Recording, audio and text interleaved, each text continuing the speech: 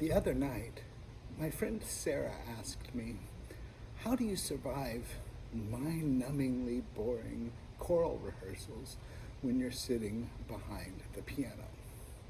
And I said, well, accompanists have their tricks for keeping their attention focused. Sometimes I play everything left-handed. Sometimes I play the accompaniments cross-handed like this just to keep myself awake. But when all of that runs out, I developed piano yoga to keep myself focused during rehearsals. Now, I know what some of you are thinking.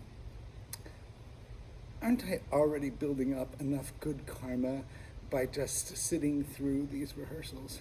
And the answer is yes, but you can think of piano yoga as a sort of supererogation technique so that you're building up goodwill for the rest of the choir too.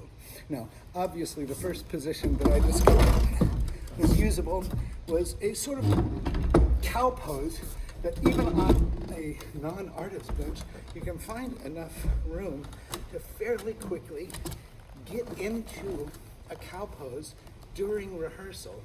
Let's see, I have leftover right here, so we do right over left. Now, I know what you're thinking. Won't getting into cow pose on the piano bench during the rehearsal distract the choir from the rehearsal process?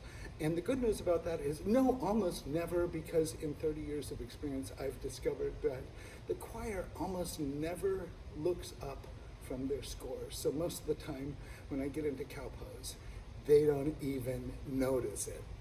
Now, let's say you have to give pitches for an a cappella piece and you're falling asleep because you aren't doing anything. Here's where I think a modified pigeon comes in really helpfully. So if you find yourself, here's a sort of modified sitting pigeon, and then here's the trick. Instead of using your hands, like I have to give a C sharp, I just come down and give the C sharp with my head and stretch the hip at the same time, and then you can cross legs the whole time. So piano yoga is the trick for staying awake during boring rehearsals. Thanks.